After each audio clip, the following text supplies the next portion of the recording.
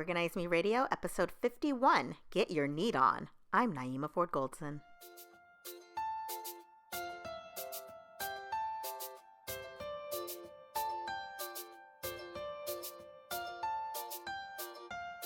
Hi, everyone. Welcome to Organize Me Radio. I'm Naeemah Ford Goldson, and today's guest is the owner of Neatly Nic and the author of Get Your Neat On. Please welcome Nicole Arroyo. Welcome, Nicole. Hi, thank you for having me. Thank you so much for being here, Nicole. I'm so excited to talk about your book. But before we get into that, can you tell us a little bit more about you? How did you get into the organizing industry? Honestly, one day I just woke up and was like, I just want to do it for other people. I've always been like really neat, very organized. Clutter literally drives me insane. So, other people would tell me, "Oh, come help me," or do my closet for me. And then one day I was like, I'm gonna start a business and just see how it goes. I enjoy doing it, so I figure since I enjoy it, it would be kind of fun. And it's been great so far.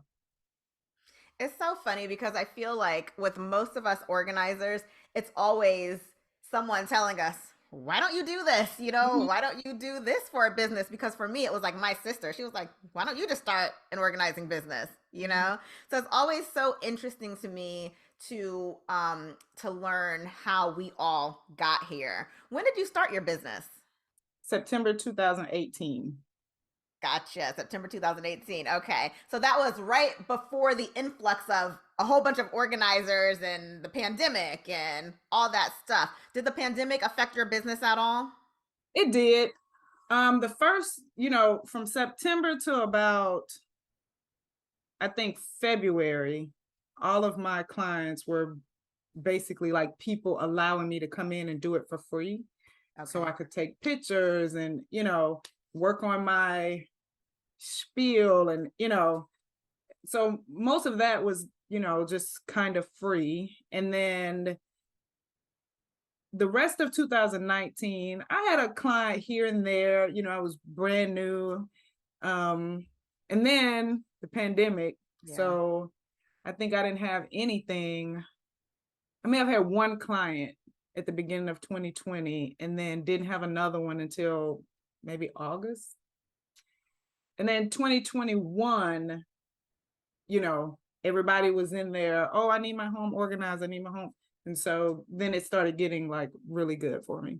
Yeah. That's like same for me. Like pretty much all of 2020, I didn't have any organizing clients, maybe at the very beginning, Mm-hmm. but it was almost like, oh shoot, is this dying out? What am I supposed to do? But like you Yeah. said, in 2021, then it really started picking back up. Mm-hmm. So, I wasn't thinking, well, because I had just started, I was not like feeling like, man, did I make a mistake doing this? Or, gotcha. I thought eventually, it would get better, and it did. So Okay. So, tell me, what's your specialty? What services do you offer for your through your business? so I offer decluttering, organizing, packing, and unpacking. And with my decluttering and organizing, I also offer digital services. So for your clouds, emails, photos, I'll help you like go through, declutter that, get it all organized to where, you can go straight to what you need when you're looking for it. As far as like areas of the home, really any area except attics. I will not go in the attic. I don't do attics. And I'm wishy-washy on unfinished basements. Okay. I have to look at it. I have to get in there and see how I feel, but definitely no attics. But garages, closets, kitchens, I'm for it. So I'm curious to know, how come you don't do attics? They just I don't know. Growing up in my grandmother's house, growing up, she had an attic that all of my cousins, my mom, aunts, everybody had no problem going up there. And I would look up the stairs and be like, no way. And even now in my house right now, as long as I've been in this house, I have never been in that attic. It's just it's creepy up there for me. Okay, okay. So I get it. I understand that. Okay. So, in addition to everything that you do, you are the author of Get Your Neat On. What yes. made you decide to write a book? So I've always wanted to write a book, always, for as long as I can remember. But because I'm a huge fan of books, but I never knew what. So I went between fiction, like just making up a story. Then I was like, oh no, I'll do a nonfiction on like my previous employer. Then I was like, oh, I'll do a fiction based on, true events. And I had started the book and then would stop, and then I gave up on it. Well, when I started doing this, I would have so many people ask me, well, how do I do this? Or where do I start here? And I was like, maybe this will be what I write the book on. And I just woke up one day and said, you know what? I'm just going to do it. I mean, it can't hurt. And so I got with a friend who helps people or helps authors self-publish. And I got with her, and then I just, this was during 2020, like during the pandemic, we're all at home. And so I, wrote it out then and got it all self-published. And, I didn't want to make it like this huge, big, thick thing, just kind of some basic stuff for people to get started. So, then what's the main concept of your book? So for me, the main concept is one, understanding that you've got to get the clutter out of the way in order for you to feel relaxed and have a good day, and not come home and see a pile of everything everywhere.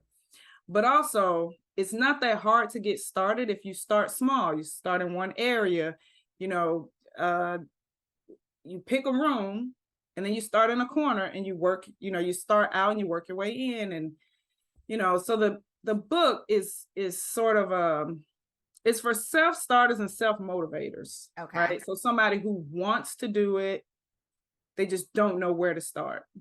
Gotcha. So yeah, so my goal was to just help people or help clients find a way to get started. Okay. And then as you start seeing the progress, and you're like, oh, this is great. And then you keep going. Got it. So it sounds like it's a guide. So if someone decides to start the decluttering process, they can pick up your book and you can help them along the way with it. Yes, it's a guide for how to do, like, say you don't know how to fold a fitted sheet. A lot of people don't. Yeah, I know. So it's like there's some guys in there for maybe a good fold, or what product would help in a closet. Okay. Why you would fold it a certain way, or why you might use velvet hangers, something like that. Because probably the same as you, I come into a lot of clients that buy a lot of things. Yeah. But then either don't know how to use them, or get frustrated and don't use them. Right. So it's kind of like just a basic starting guide to help,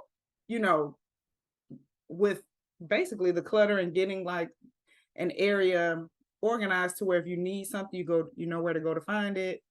And you're not buying the same thing over and over again because you can't find it. Gotcha. So, what are some key takeaways for your clients or listeners or people that purchase your book? What do you want them to take away from this experience?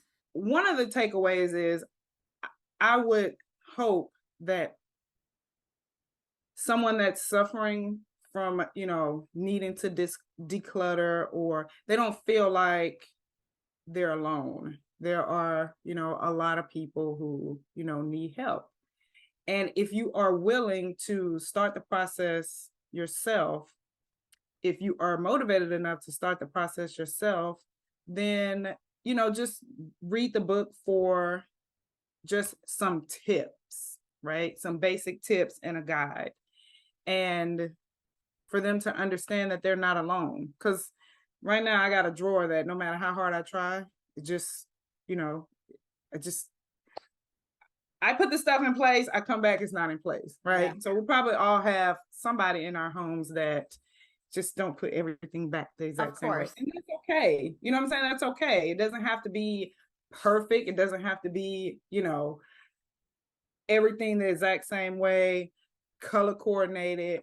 Like we go into houses and we do this for people, but they don't have to do it the exact same way Right. to know that it works for them. So the idea is not for it to be 100% perfect, everything, like you see on TV, but to get it to a functional space to where it works for them and they can essentially, the goal is to be able to find what you're looking for. And you know what? I think it's important that you mentioned that because a lot of people are watching these shows. They're watching Marie Kondo, they're watching the home edit, and they feel like, especially with the home edit, they feel like everything has to be color coded. Everything has to look the same. You have to use clear bins, but it's important for people to do what works best for them. So I Yes. love what you just said about that. And I tell my clients that also. I'm like, listen, while I'm here, I'm doing it like this, right? Because this is how I do it. But if this doesn't work for you, you tell me what is going to work for you because you have to live here. You have to come in this closet constantly. You have to, it has to work for you. And most of them are like, yeah, just do it, whatever you do. And I also, when I'm there, I also give them tips on how to keep it that way. Okay. Because I could go in there and do it, but if they go in there and just not do it, then it's going to end up in the same condition. So I try to always say, do it this way. If you hang the shirts this way, if you fold them this way, then it's like, you could keep it this way. With that being said, I also talk to them about how they shop. Okay. Because, if you've got 20 pair of black pumps, you know. Yeah. So if you don't have space now, Yeah. you're not gonna have space next weekend when you go shopping again because something is on sale. Right. So, without judgment, I try to, let them know that you got to pull back on the shopping some, if you don't have the space or if you don't have the closet system or the drawer space Right. to hold everything. Gotcha. I love that. No, in my closet, so I have I have a certain amount of hangers in my closet. So I have a double hanging section that's only 3 feet wide. So whatever I can fit into, the 3 feet at the bottom and the 3 feet at the top, that's what I have, right? If I run out of hanger space, then I'm purging stuff. So it's like, okay, this shirt, these two new shirts that I bought can't fit on the hanger. I need to purge two things, right? Mm-hmm. So it's like getting into those habits and just making sure that you have a flow to stay organized.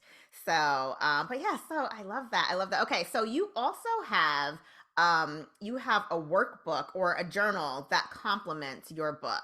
Tell me about that. How does that work with the person who is utilizing the book? So my thought behind the journal was the same way our closets and our kitchens get cluttered, garages, so do our minds, right? So I know a lot of people who journal to, I guess, let's say, declutter their heads. And so I thought the journal would be a good idea for people who like to journal, who like to jot down their thoughts. Some people, they need to write things down in order to remember or in order to have some kind of accountability for things that they need to do. So that was my idea behind the journal. Again, the journal, it's not that thick, but it's small enough where you could carry it around with you if you need to. And if you are setting goals for yourself, the journal is good for that. It's lined paper.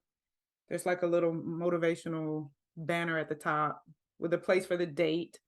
And then, yeah, it's just for, jotting down some things you need to get out of your head. I've gotten some compliments on the journal again, because it's just like it's like a free space for you to just, jot down whatever you need to jot down. You can date it. It's front and back, lined paper. So I get a lot of people, they're like, they love the quality of the paper. Who knew that, that would be, I guess. But and then the book, yes. So I've had several people tell me they took my advice on the digital decluttering. They're like, girl, I had so many emails. I went in and I took your advice and I set it up. And the folding of the fitted sheet is probably the biggest thing, right? And the photo of the fitted sheet, I had to, do it, take the photo, and so it's in steps.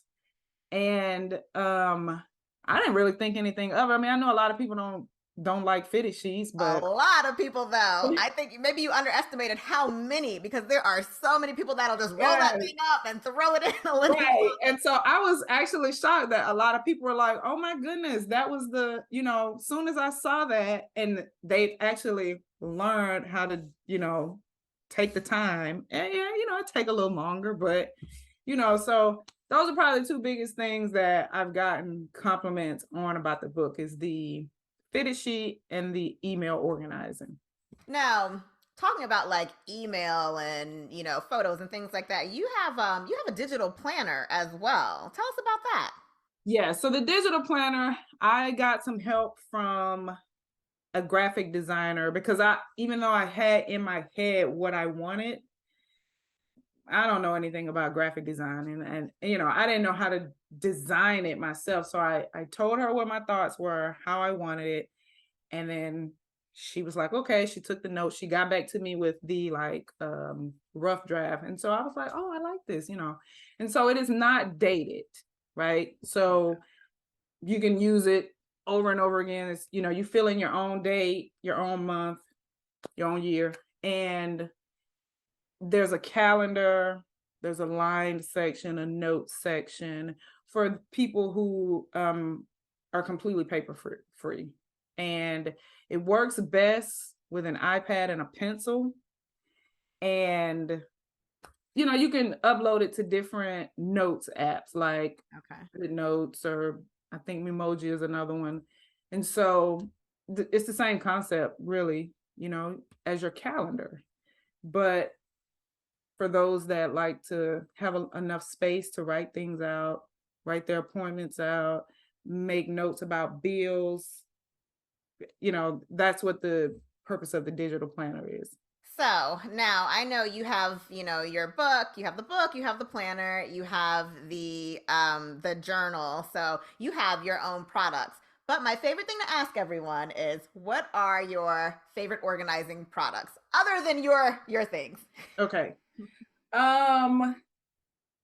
Man, there's a lot, but I think number one, this is like probably, I don't know. I love velvet hangers. I don't know. Whoever came up with those, just like. Me too. I love them too. Yeah. One of the best things ever. I mean, literally you can hang anything on there and they will not slip off. Like, love them.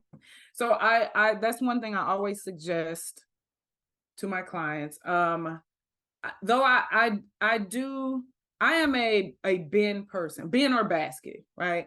I'm not a huge fan of things sitting directly on the shelf. But the bin or basket would depend on, of course, the size of the space and what I'm storing in there. But I like things contained. I think that if you contain items in a bin or a basket, you're less likely to make a mess. And if you do make a mess, it's easier to clean up because it's, in something. Right. So I do like having items contained. The same for like cups. I'm a huge, I have a bunch of, I don't even know what they're called, but you can store water bottles, bottles of wine They're Yeah. like the That little curve rack thing. Yep. thing. Yeah, I love those. I use those for my like Yeti cups and water bottles. Um, those are the probably my three top. I decant everything. Okay. Everything. I mean, you open a bag of chips, you better put it in something because I hate seeing those little bags and so I'm a huge fan of that. Um, yeah, I decant everything in the Got kitchen. it. So not a fan of the rolling down the bag and putting a clip on it.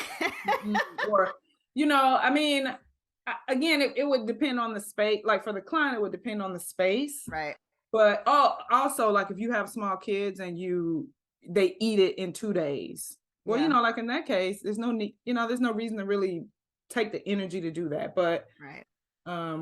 for things like sugar, flour, Mm-hmm. rice, I take it all out. So I Gotcha. love a nice glass, airtight container, clamp container, or the bamboo lid. I Mm-hmm. love those. Mm-hmm. Mm-hmm. Okay. I love those options. Okay. Now, can you also tell me what is your greatest achievement as a professional organizer? So so the book, you know, I wrote that book before I had a lot of clients, right? I had some clients here. Most of them were people I knew, family members, they were going to say, "Oh, I love it," regardless. So when I wrote that book, I thought that was like the biggest thing because it was something that I always wanted to do. But it wasn't until I started the beginning of 2021 when I started picking up a lot of clients and they would just be so happy with the work. I mean, I have been hugged. I've had clients have me in tears at the end. I mean, so honestly, it is the reaction I get after I've helped someone. And not just, "Oh, my closet is this, I have too many clothes, my closet is disorganized." Not necessarily that type of client, because yes, they're grateful for you. But the client who really has no clue what to do next.